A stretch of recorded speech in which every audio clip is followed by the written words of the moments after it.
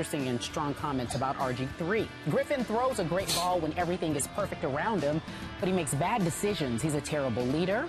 Ego is the wrong word because you have to be supremely confident to play at a high level. But when everything is made about yourself and you go out of your way to make things about yourself, quarterbacks who know what is going on even a little bit are going, forget that guy. All right, so more criticism about RG3. We haven't heard it in a while, but he's not using ego. Again, anonymous. Stephen A., let me ask you this. Do you think, and I know you're checking out the article, do you think that's a fair criticism for him? No. And I say that because I'm sensitive when I see piling on, particularly from contemporaries who don't have the courage to attach their name to quotes, who can say anything that they want to say, who very well may be jealous. When I look at RG3, there have certainly been times when it came across just as much about him and his brand as it came across about him and football. But I've gotten to the point where I think the brother deserves the benefit of the doubt from this respect. See, we want people to be PC. But at the same time, we're also demanding that they be honest. Because anything that they say or do that comes across as remotely disingenuous or inauthentic, we're going to be all over them.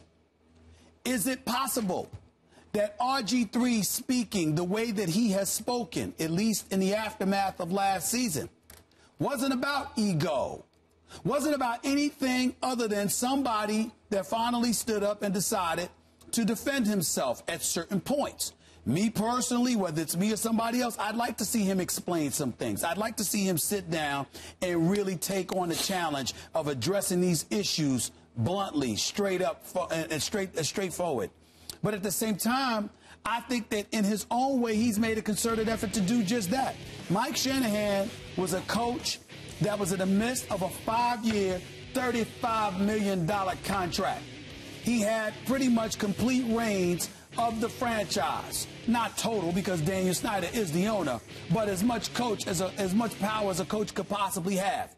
And even though we have some folks here who has played for Shanahan and worked under Shanahan, the Shannon Sharps of the world who came to visit, who somewhat vouched for Shanahan, it is clear that Shanahan wasn't perfect.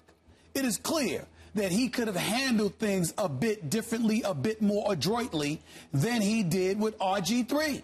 And so as a result, you RG3, you taking all of these licks, you're taking it not just physically on a football field, but in a court of public opinion. Please don't get me wrong. I've heard of players who've spoken out against RG3, guys, and the things that they alluded to, questioning his sincerity. All of these things are factual.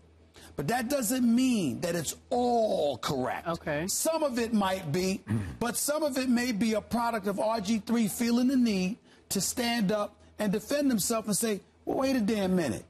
I'm not nearly as bad as I'm being painted out to be, and I'm going to speak up for myself. And because he did that, it's part of the reason why people get on him. And I don't think that part is fair. If we're going to clamor for the dude to be real and straight up about what's going on with him, let's not then take him doing that and try to attach it to ego. It might just be what's factually correct. Okay. My view of this anonymous quote, and another one, I don't think you read this one, Carrie. He does not take any blame. Yeah. That came from another backup quarterback. We've heard that, too. He does not take any blame. Yep. If we are confining these quotes simply to last football season, only last football season, there's a lot of truth here, painful truth for me, because you know I love me some RG3. And I'm going to point out once again, as a rookie in the National Football League, Robert Griffin III outplayed Andrew Luck. And again, we're at odds here. I was on record before that draft. Robert will prove long-term to be better than Andrew Luck. Right now, I'm not looking very good, but I was looking great after that first year, right? No. 20 touchdowns to 4 interceptions, turned around a team that had finished last and made it first in the NFC East, had the Seattle Seahawks down 14-0 at home in a playoff game before he got hurt. You tell me that wasn't a great rookie year? It was a great rookie year. Thank you very much. I'm just saying that I still didn't feel like he was going to be better than Andrew Luck. Okay, but he outplayed Andrew Luck as a rookie. Rookie to rookie, he outplayed him. Statistically outplayed him. Record-wise, playoff-wise, outplayed him. Okay. Well, he did. I mean, he was in a better position to play. Remember, Andrew went to the Ravens, and he just stunk it up, man. He had no chance against the Ravens. Still was 11-5. Okay, fine. Now, all these quotes are pinpointed to last year, and I can't argue with he made bad decisions last year. What happened? Neither can I. He came back way too fast. Did he play any preseason football last year? And am I being a hypocrite about it? Because I sat right here and I said, you can't do this. And I said, going into the opening Monday night game, you can't do this. You can't start this game if you never played a snap of preseason football coming off ACL reconstruction. No. And what happened, predictably, on Monday night, that opening night? Stunk it up. Michael Vick, you know, in Philly, they went in there and stuck it to him. Okay, so did he take any blame last year? Not enough. Big picture, did Robert Griffin III, you talked about how much Washington loves its Redskins. No city I've ever been in, and I've covered many, many games in D.C., no city hero worships its team any more than that area hero worships its Redskins. Robert got lost in the hero worship during the offseason, the brand, the documentary he did. We've talked about it. He lost himself in the hero worship. And for his sake, I hated it, because sometimes I think he's still a little lost in it. Because when he speaks, you want him to speak real. I'm not sure it's Robert speaking anymore.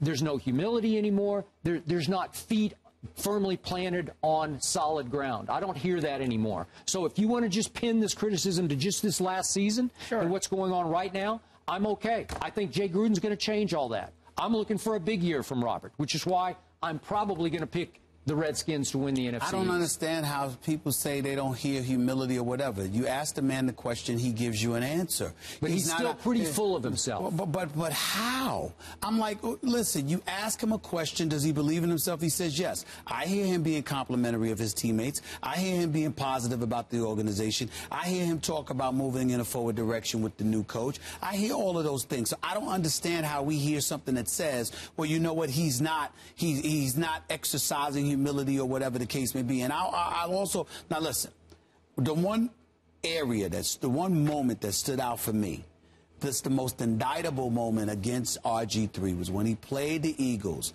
and on the last play he threw the ball like out of the end zone or whatever. I know. Yeah, and nobody came to help him up. Well, they were done with it. The Eagles teammates. That was the one. Now, that moment told me a lot. Sure. But outside of that, no. And all I'm saying is you move forward because, in all likelihood, his primary problem was Mike Shanahan, his relationship with Mike Shanahan. With that being said, I look at RG3, and I'm saying to myself, you know, I understand that he had 3 Super Bowl championships, and you know, his accomplishments can't be questioned. But I remember Tom Brady on the sidelines getting into a cussing out match with Bill O'Brien. Yep. Mm-hmm. You know, I remember Tom Brady. I mean, we don't bring stuff like this up. And I remember the days of Phil Simms where Bill Parcells was screaming and get the bleep out of here and all of this other stuff. I'm like, it's football. It happens. But somehow, some way, you know, it happens with RG3, and we got to look at it and go like, well, you know what? He's a prima donna. All of these stuff's the problems. Okay, but we those don't guys say that you talk guys about had rings. I'm just saying. But your accomplishments have, listen, you can talk about the accomplishments all you want to, but at the same time, that doesn't mean that you gloss over or negate who they are as people. Yeah. We all know that RG3 hasn't even won a playoff game yet. We all know he's fresh off a 3-13 season. But when you start talking about this man's character, I'm like, what factual evidence do you have, especially when you take into account Shanahan's role in all of that? Well, you keep saying you don't like the fact that people may be, quote unquote, piling on, but could there be any hint of truth to it? Everyone of course there can't say the same thing. Of course there could be, but at the same time, How am I supposed to attach credence to people who are cowardly in terms of giving anonymous quotes, not telling who they are? I don't know what position you play.